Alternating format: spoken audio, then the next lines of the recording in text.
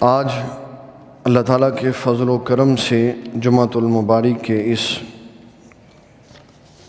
درس میں ہم نے حضور صلی اللہ علیہ وسلم کے سفر معراج کا کچھ حال سننا ہے کہ روایات میں حضور صلی اللہ علیہ وسلم کے سفر معراج کو کیسے بیان کیا گیا۔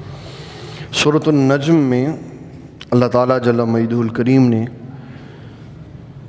سفر معراج کا وہ حصہ سنایا ہے جو آسمان دنیا کی طرف گیا، اور بنی اسرائیل صورت میں سفر معراج کا وہ حصہ سنایا جو مسجد حرام سے مسجد اقصیٰ تک گیا۔ علامہ غلام رسول سعیدی رحمۃ اللہ علیہ نے ایک رف سا تخمینہ دیا۔ میں یہ نہیں کہتا کہ انہوں نے 100% ایکوریٹ نہ ایک رف سا تخمینہ دیا۔ کہتے ہیں کہ نبی صلی اللہ تعالیٰ علیہ وسلم آپ رات کے ایک پہر میں جو سفر کر کے آئے جس میں سارا نظام دنیا معطل ہو گیا، اور اس سفر کی حدود و قیود اور اس کی پیمائش اگر کی جائے تو کم از کم 3 لاکھ سال کا سفر ہے جو اللہ تعالیٰ نے نبی صلی اللہ تعالیٰ علیہ وسلم کو رات کے ایک ہی حصے میں کروا دیا۔ یہ میں حوالے کے ساتھ بات کر رہا ہوں۔ مولانا غلام رسول سعیدی رحمۃ اللہ علیہ، جن کی معرکۃ الآراء کتابوں میں سے جو بڑی بڑی کتابیں ہیں، شرح صحیح مسلم، تبیان القرآن، نعم الباری اور نعمت الباری، یہ ان کی بڑی ایتھنٹک تحاریر ہیں جو انہوں نے زندگی بھر محنت کرنے کے بعد لکھی۔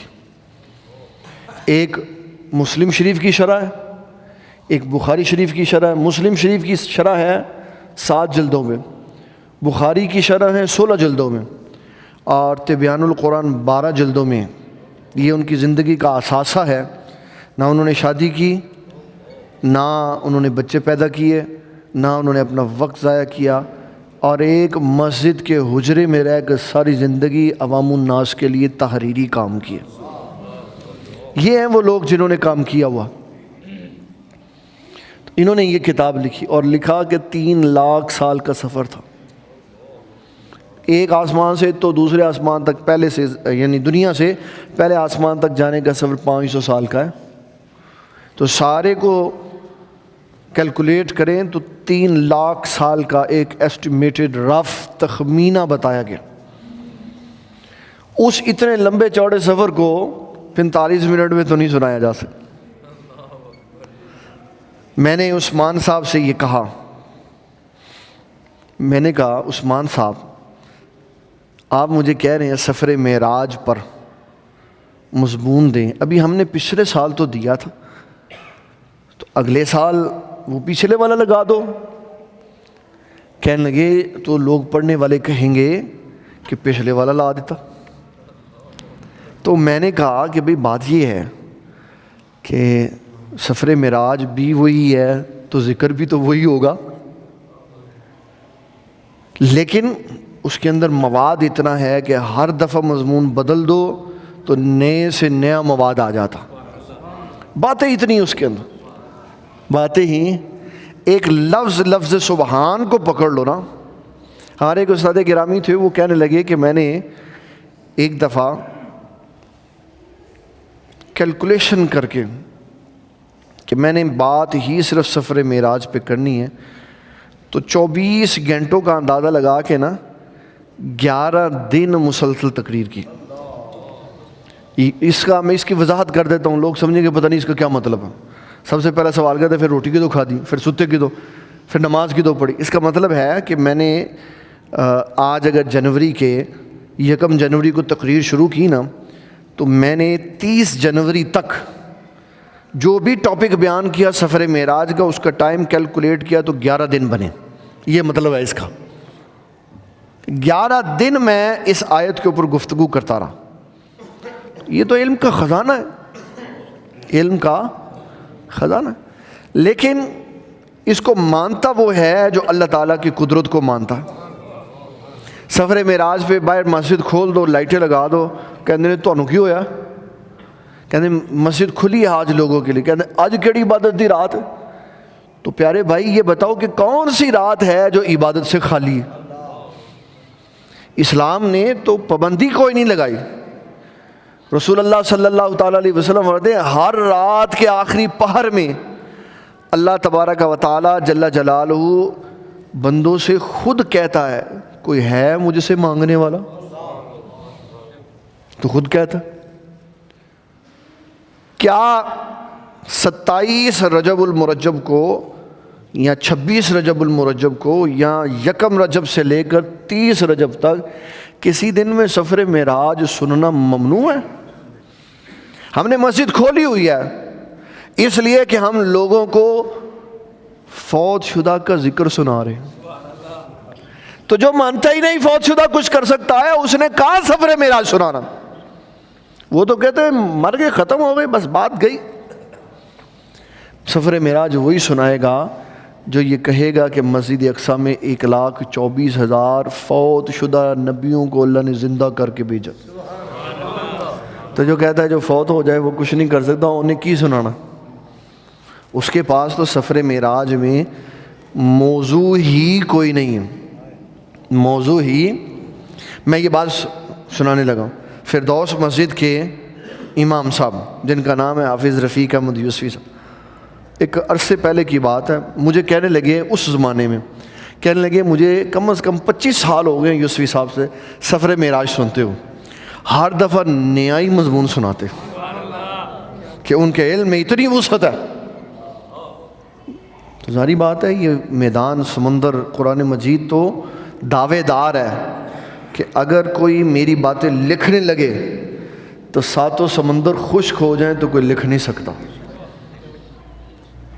سناؤں آیت کیا ہے؟ اللہ تعالیٰ جل مجید الکریم نے یہ بات کہاں فرمائی؟ سورۃ لقمان میں اللہ تعالیٰ جل جلالہ عم نوالہ فرماتا ہے. ہاں فرمایا یہ ہے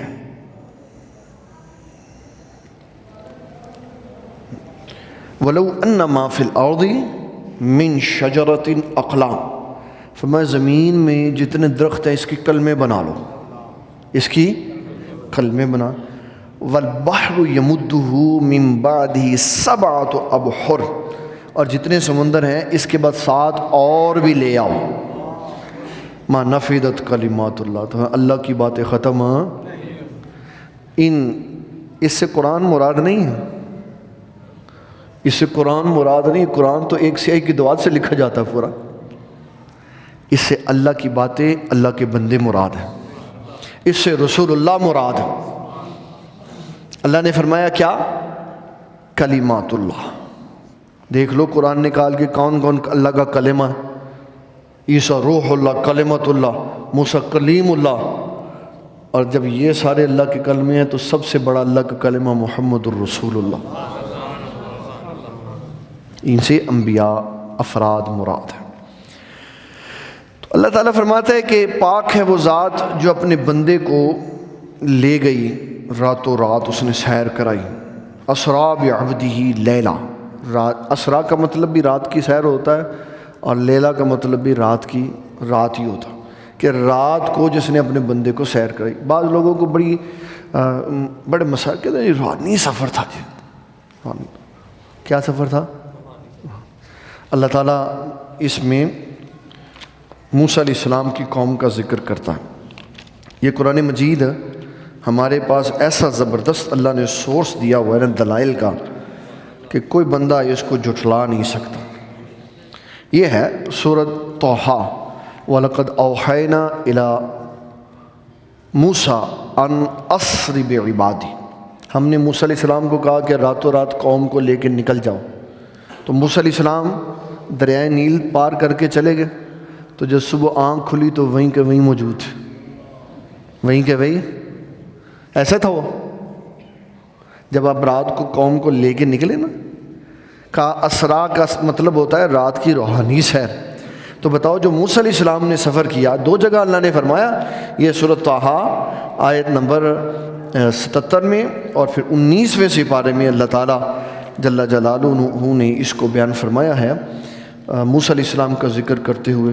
آیت نمبر 52 میں سورۃ شعراء میں، وَأَوْحَيْنَا إِلَىٰ مُوسَىٰ أَنْ أَسْرِ بِعِبَادِي إِنَّكُمْ مُتَّبَعُونَ، اللہ نے فرمایا ہم نے موسیٰ علیہ السلام کی طرف وحی فرمائی کہ راتوں رات اپنے متبعین کو لے کے یہاں سے چلے جائیں۔ تو اسرا کی جو سیر ہوتی ہے اس کا مطلب ہوتا ہے یہ روح مع الجسد ہے، روح مع الجسد ہے۔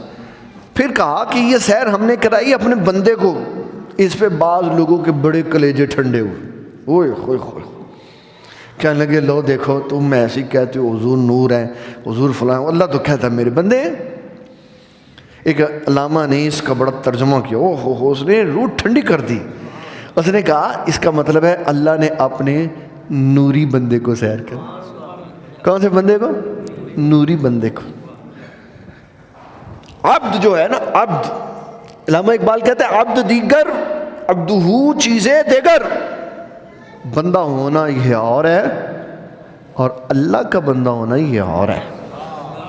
یہ منتظر رہتا ہے کبھی اللہ تعالیٰ مہربانی فرمائے، میرا بخت سنور جائے، مجھے ندا آ جائے، میرے لیے کوئی نیکی کا راستہ کھول جائے، یہ وہ ہے جو منتظر ہے، اور حضور وہ ہیں جن کا اللہ منتظر ہے۔ تو منتظر اور منتظر میں فرق ہوتا، عبد دیگر عبدہو چیزیں دیگر، بندہ ہونا اور ہے اور اس کا بندہ ہونا یہ اور۔ سارے پوری دنیا کے 6 ارب انسان سارے بندے، بعض وہ ہیں جن کو اللہ فرماتا ہے کل انعام بل ہم اضل، فرمایا یہ وہ بندے ہیں جو جانوروں سے بھی برے، اور ان میں بعض وہ بندے بھی ہیں جن سے اللہ فرماتا ہے میں کلام کرتا ہوں، جو انبیاء ہیں، غیر نبی سے وہ بات نہیں کرتا۔ کوئی بندہ کہے کہ میں اللہ سے باتیں کرتا ہوں، جھوٹ بولتا، اللہ غیر نبی سے بات نہیں کرتا، وہ انبیاء سے بات کرتا ہے اور ان کے ذریعے سے لوگوں سے بات کرتا ہے۔ اور یہ کوئی کہہ سکتا کہ مجھے الہام ہو گیا، اللہ نے میرے دل میں بات ڈال دی، یہ کوئی کہہ سکتا ہے مجھے القاء ہو گیا، کوئی مسئلہ نہیں، یہ قرآن مجید میں سارے دلائل موجود، لیکن کوئی یہ نہیں کہہ سکتا کہ براہ راست اللہ میرے سے بات کرتا، وہ براہ راست نہیں کسی سے بات کرتا۔ تو عبد بڑی جنسوں کے ہوتے ہیں، غلام بھی ہے، اندھا بھی ہے، گونگا بھی ہے، یہ سارے عبد ہیں، لیکن درجہ بندی ہے۔ سب سے اعلیٰ کائنات میں جو بندے ہیں ان کا نام ہے محمد الرسول اللہ صلی اللہ تعالی۔ حضرت سیدنا جبرائیل علیہ السلام، آپ جب حضور صلی اللہ تعالی علیہ وسلم کی بارگاہ میں آئے، بخاری نے تو اتنا لکھا نا کہ اس نے جبریل نے چھت کھولی، تو ان پوچھنا سی جبریل نو دروازہ نہیں سی لگا ہویا، تو چھت کیوں کھولی؟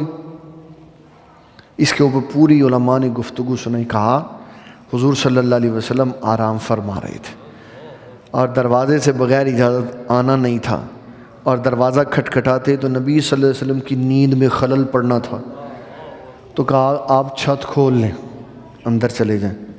اندر چلے گئے، مسئلہ تو وہیں کا وہیں کھڑا ہے کہ محبوب کو اٹھانا کیسے، تو فرمایا جبریل آپ نورانی ٹھنڈے برف سے ٹھنڈے لبوں سے میرے محبوب کے پاؤں چوم لیں، تلووں کا بوسہ لیں، تلووں کا۔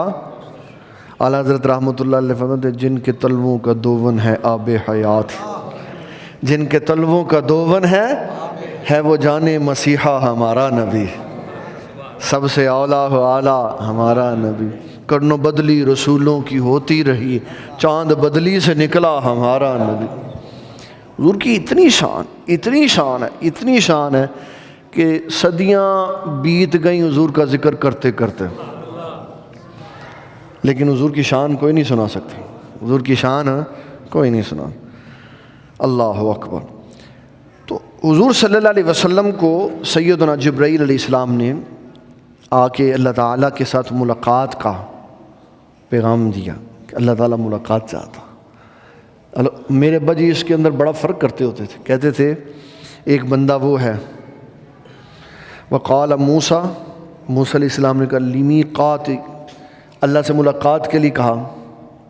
یہ سورۃ انعام میں ہے، ہاں، اللہ تعالیٰ جل مجدہ الکریم موسیٰ علیہ السلام کا ذکر کرتے ہوئے کہتا ہے کہ وَلَمَّا جَاءَ مُوسَىٰ لِمِيقَاتِنَا وَكَلَّمَهُ رَبُّهُ قَالَ رَبِّ أَرِنِي أَنظُرْ إِلَيْكَ، اللہ سے کہا کہ یا اللہ میں تجھے دیکھنا چاہتا ہوں، تو اللہ نے فرمایا لن ترانی، دیکھ نہیں سکتا، دیکھ وَلَٰكِنِ انظُرْ إِلَى الْجَبَلِ، پہاڑ کی طرف دیکھے، فَإِنِ اسْتَقَرَّ مَكَانَهُ، اگر یہ ٹھہرا رہا نا، فَسَوْفَ تَرَانِي، پھر آپ مجھے دیکھ لیجئے، فَسَوْفَ، پھر ان قریب آپ مجھے دیکھ لیں گے۔ تو کہا اگر اللہ کو دیکھنا ناممکنات میں سے ہے تو اللہ کبھی غلط دعوے کی بات نہیں کرتا، اس کا مطلب ہے اس کو دیکھنا ممکن ہے۔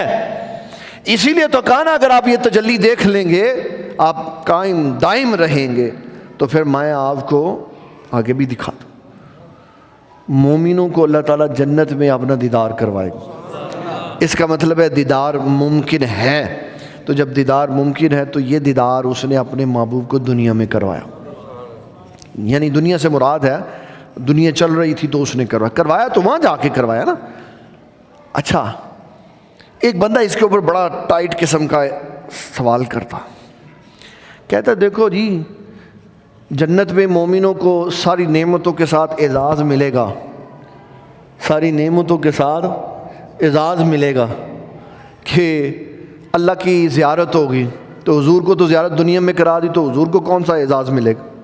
یہ میں حیران ہوتا ہوں لوگوں کے سوالات سن کر، یار یہ دین کیوں پڑھتے ہیں ایسے لوگ کہ جنہیں ہر جگہ پہ حضور کی شان چبھتی ہے۔ اللہ تعالیٰ جنت میں جو نعمت کھانے کو دے گا، اللہ تعالیٰ جنت میں جو نعمت دے گا، حدیث شریف میں آیا اس ایک نعمت کا رنگ پہلے جیسا ہوگا، لیکن ہر بار اللہ نے اس کے اندر 70 نئے ذائقے رکھے ہوں گے۔ یہ تو کھانے کے لیے جو چیز دی، تو کیا اللہ تعالیٰ جنتیوں کو جب دیدار کرائے گا تو ایک ہی جیسی دیدار کرائے گا؟ جب وہ بندوں کو ہر بار پہلے سے بڑھ کر زیارت کروائے گا تو اپنے محبوب کی شان تو وراء الورا ہے۔ اس لیے یہ اس طرح کے سوالات کے اوپر بالکل، یہ وہ لوگ ہیں جن کا ٹھیکہ ہے، ہمارا ٹھیکہ ہے، ہمارا دین کے ساتھ یہ ٹھیکہ ہے کہ ہم جب بات کریں گے حضور کی شان سنائیں گے۔ تو بعض لوگوں کا ٹھیکہ ہے، جس طرح حزب اختلاف ہوتی ہے نا، پی ڈی ایم، جس کا ٹھیکہ ہے کہ میں نے بس تنقید کرنی ہے، تو قرآن مجید میں اللہ نے 2 گروہ ذکر کر دیے، حزب اللہ اور حزب الشیطان۔ حزب اللہ اور حزب الشیطان۔ حزب اللہ کا کام ہے اللہ اور اس کے رسول کی تعریف کرنا، حزب الشیطان کا کام ہے اللہ اور اس کے رسول کی تنقید کرنا۔ میں دونوں کا ذکر قرآن سے دکھا دیتا ہوں۔ اللہ تعالیٰ جل مجدہ الکریم سورۃ مجادلہ کی آیت نمبر 19 میں کہتا ہے استحوذ علیہم الشیطان فانساہم ذکر اللہ، فرمایا جس کو شیطان نے اللہ کے ذکر سے غافل کر دیا، بدل دیا، اولئک حزب الشیطان، فرمایا یہ شیطان کا گروہ ہے، الا ان حزب الشیطان هم الخاسرون، فرمایا یاد رکھو شیطانی گروہ ہمیشہ خسارے میں رہے گا۔ پھر ایمان والوں کا ذکر کرتے ہوئے فرمایا اولئک حزب اللہ، ایمان والے اللہ کی جماعت ہے۔ 2 ہی جماعتیں ہیں، کتنی جماعتیں ہیں دین میں؟ 2 ہی جماعتیں، حزب اللہ اور حزب الشیطان۔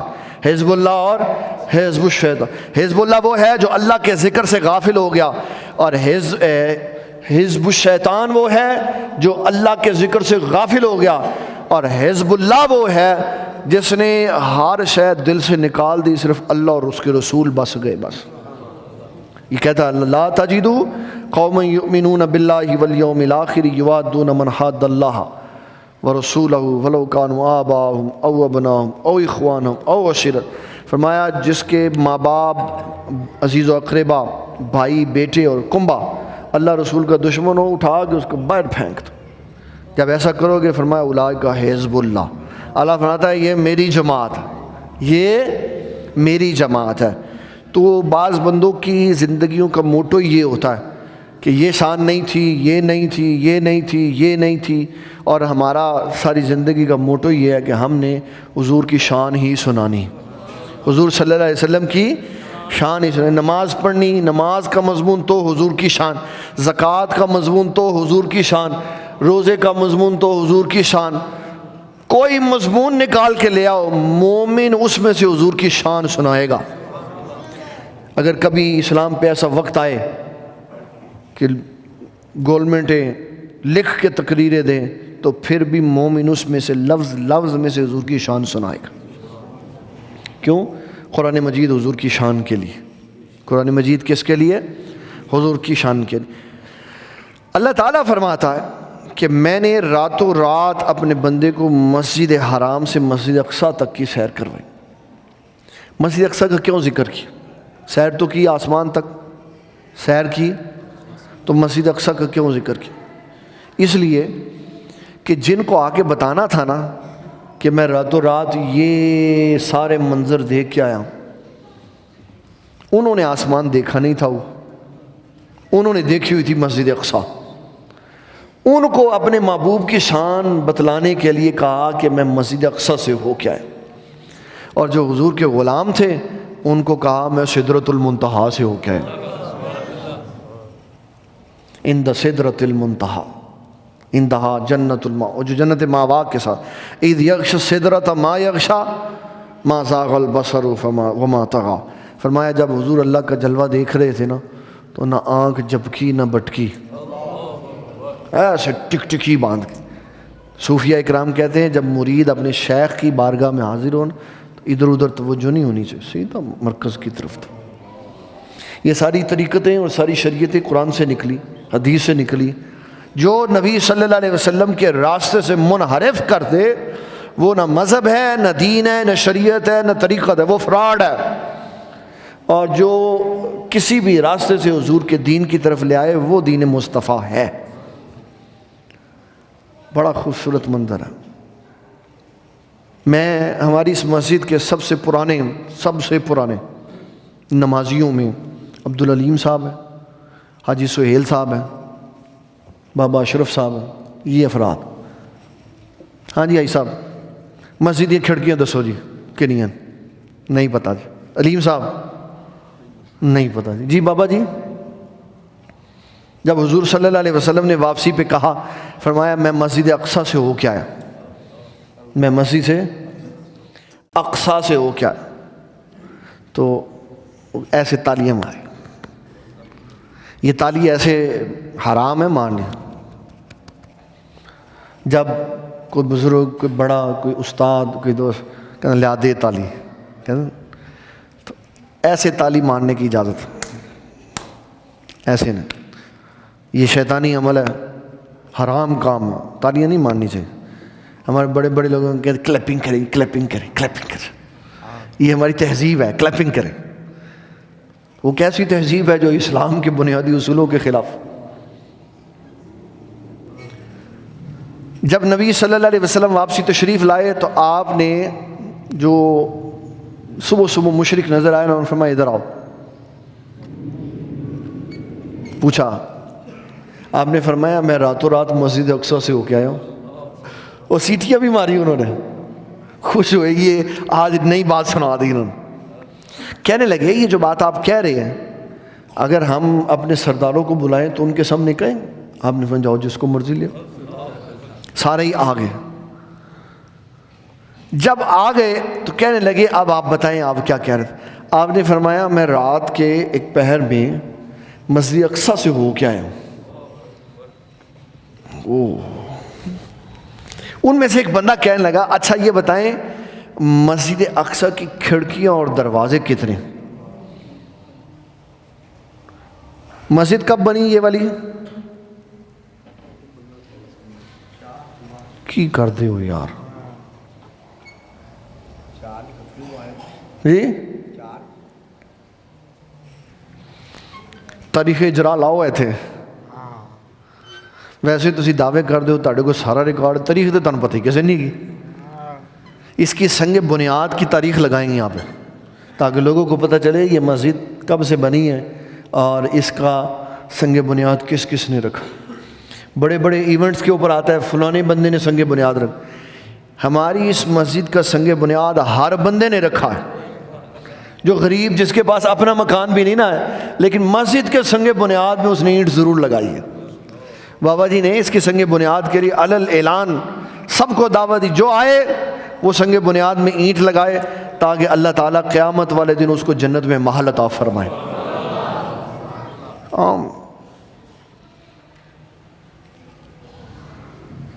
حضور صلی اللہ علیہ وسلم سے انہوں نے کہا کہ آپ ہمیں بتائیں کہ مسجد اقصیٰ کی کھڑکیاں اور دروازے کتنے کھڑکیاں اور دروازے کتنے.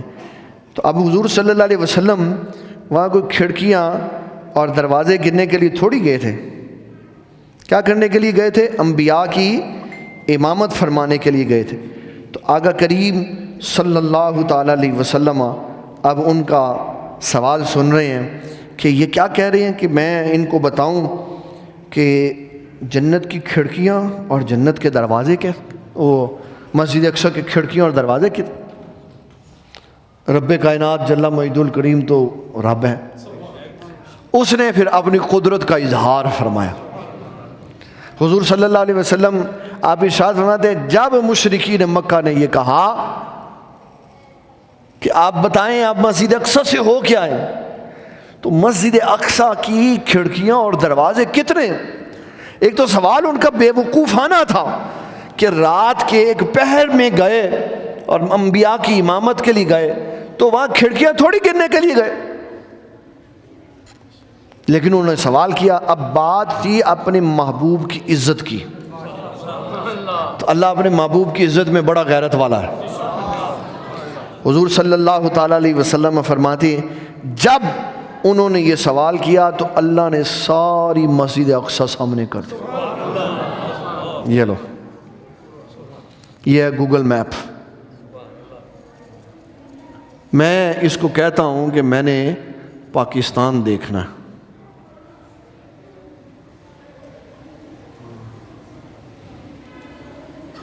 لا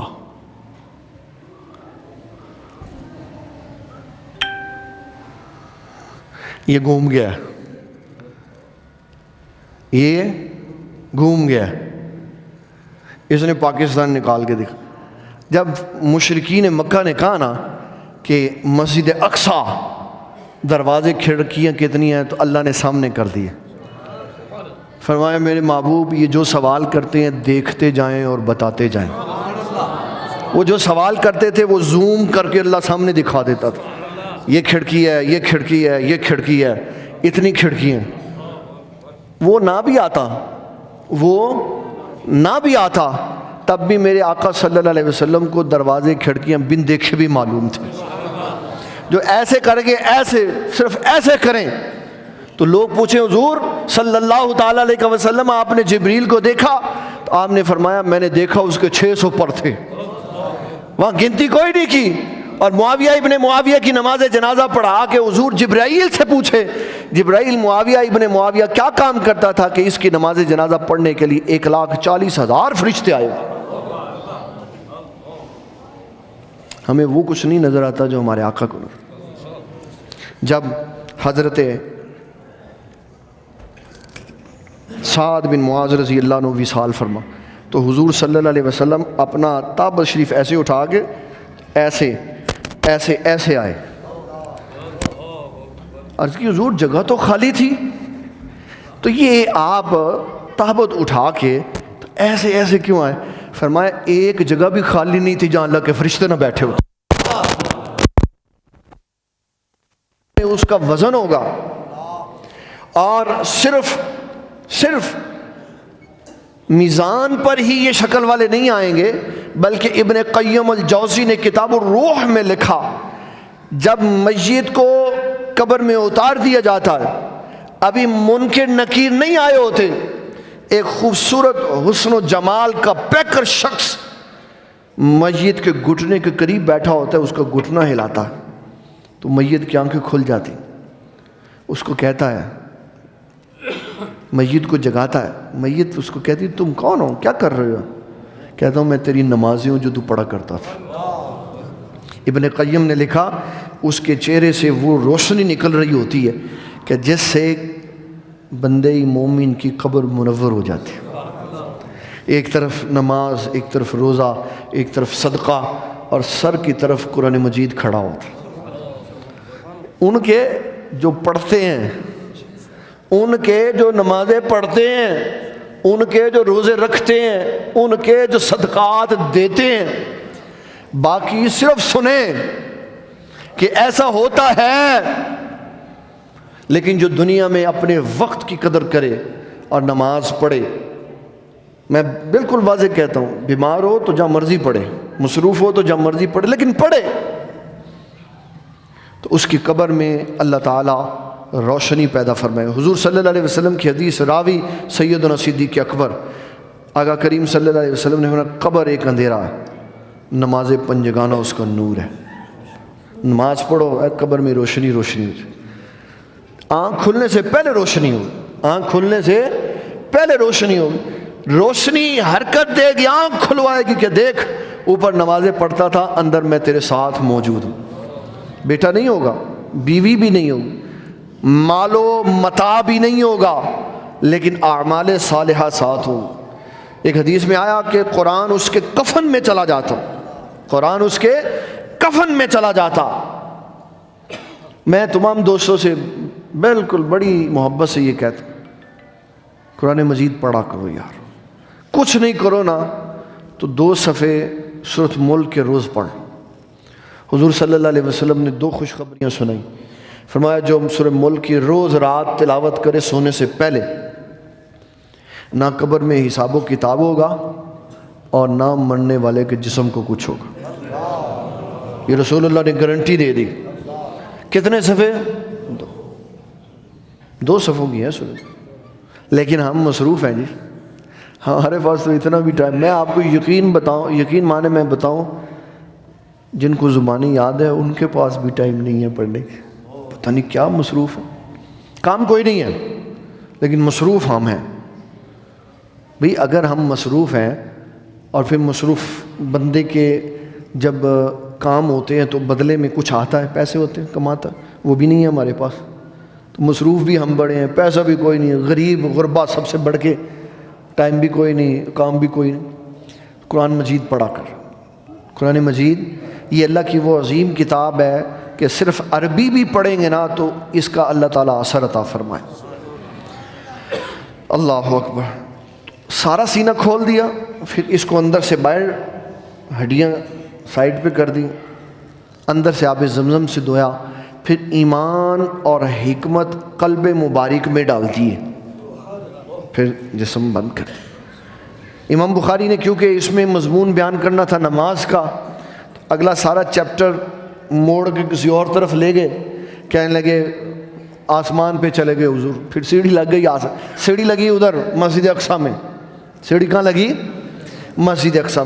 تو یہاں سے مسجد اقصیٰ تک کا ذکر امام بخاری اس حدیث میں نہیں لائے، کیونکہ امام بخاری کا ایک اپنا مزاج ہے، آپ حدیث کا اتنا حصہ بیان کرتے ہیں جتنا ضرورت ہوتی ہے چیپٹر کے اندر، یہاں وہ سارے سفر کی ضرورت نہیں تھی اس لیے وہ نہیں بیان کیا۔ جبکہ محدثین نے کہا جب یہ سارا کچھ ہو گیا تو پھر براق لایا گیا، نبی صلی اللہ علیہ وسلم اس کے اوپر بیٹھے، اور اتنی تیز اس کی رفتار تھی، اتنی تیز، اب تو ہمارے پاس گاڑیاں آ گئی، ہمیں ہوا کا احساس نہیں ہوتا، 170 پہ موٹر وے پہ گاڑی چل رہی ہو، بندہ ایسے کول مائنڈ بیٹھا ہو، یہ فکر ہوتی ہے گاڑی تیز ہو گئی، لیکن ایزی، کوئی ہوا نہیں لگتی۔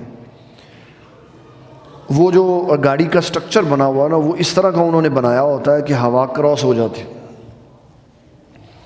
براق پہ جب نبی صلی اللہ علیہ وسلم کو بٹھایا تو اس کی رفتار اتنی تیز تھی کہ جہاں اس کی نگاہ جاتی تھی وہاں اس کا قدم چلا جاتا تھا۔ برق بجلی اور براق جو بجلی سے بھی کئی ہزار گنا تیز ہے، اس تیزی کے باوجود حضور فرماتے ہیں جب میں مسجد حرام سے مسجد اقصیٰ جا رہا تھا نا تو میں نے موسیٰ علیہ السلام کو ان کی قبر میں دیکھا،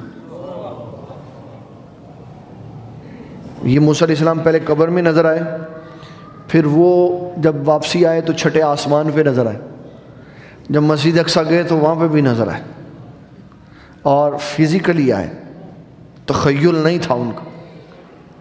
تو سفر معراج اس نے کی کیا سنانی ہے جو کہتا ہے جو بندہ مر گیا وہ ختم ہو گیا؟ کیا اس نے سفر معراج میں سے کہ حضور صلی اللہ علیہ وسلم نے مسجد اقصیٰ میں جا کے کیا کیا؟ کچھ بتا سکتا ہے؟ وہاں مسجد اقصیٰ میں ابن کثیر نے لکھا 1,24,000 انبیاء موجود تھے پہلے سے، 1,24,000 انبیاء پہلے سے موجود تھے۔ حضور صلی اللہ علیہ وسلم صدارت فرمانے کے لیے تشریف لائے، سب نبیوں نے کھڑے ہو کے حضور کا استقبال فرمایا، پھر جلسہ شروع ہوا، سارے انبیاء نے تقریریں فرمائی، پھر صدارتی خطبہ رسول اللہ نے عطا فرمایا، پھر اس کے بعد 2 رکعت نماز نفل بھی پڑھائے۔ امام الانبیاء تو تبھی تھے جب نبیوں کی امامت کی، تو وہاں کہاں کی؟ مسجد اقصیٰ میں کی۔ تو مسجد اقصیٰ میں تو پھر کہنا پڑے گا کہ اللہ تعالیٰ قادر مطلق ہے، وہ جس فوت شدہ کو چاہے لے آ سکتا ہے، جس فوت شدہ کو چاہے لے آ سکتا ہے۔ 1,24,000 لے آیا، اس نے اپنی قدرت کا اظہار کر دیا کہ میں جس کو چاہے لے آ سکتا ہوں۔ پھر یہاں سے وہاں لے گیا، پہلے دوسرے تیسرے چوتھے پانچویں چھٹے آسمان پر، پھر واپسی موسیٰ علیہ السلام سے ملوا دیا۔ تو موسیٰ علیہ السلام کہنے لگے حضور آپ اللہ سے ملاقات کر کے آئے ہیں، تو کیا اللہ تعالیٰ نے آپ کو دیا؟ تو کہا پیارے موسیٰ علیہ السلام اللہ تعالیٰ نے میری امت پر 50 نمازیں فرض کی ہیں۔ میرے ابا جی رحمۃ اللہ علیہ فرمایا کرتے تھے جڑا فوت شدہ دی مدد دا قائل نہیں وہ 50 پڑھیا کرے، کیونکہ 50 تو 5 انہیں کرائیاں جڑا فوت ہو گیا، ہم موسیٰ علیہ السلام کے شکر گزار ہیں، کلیم اللہ علیہ السلام آپ کو شکر ہے، آپ کے ہم شکر گزار ہیں کہ آپ نے 50 کی 5 کروا دی۔ اللہ تعالیٰ جل مجدہ الکریم کے حبیب جب آخری بار موسیٰ علیہ السلام سے ملے تو موسیٰ علیہ السلام نے کیا حضور ایک چکر اور بخاری کے یہ لفظ، تو آپ نے فرمایا مجھے اللہ سے حیا آتی، آپ نہیں جان مجھے اللہ سے حیا۔ اللہ تعالیٰ نے پھر وہاں اس مقام پر کہا میرے حبیب آپ خوشخبری سنا دیں کہ اے میری امت پڑھو گے تم 5 تو اللہ ثواب 50 کا عطا فرمائے۔ کتنا احسان فرمایا، 50 کی 5 کر دی، ثواب 50 کا دیا۔ اس کا تفصیلی ذکر انشاءاللہ جمعرات کی رات کو نماز عشاء کے بعد ہوگا۔ اللہ تعالیٰ ہمیں دین اسلام کا فہم عطا فرمائے۔ وما علینا الا البلاغ المبین۔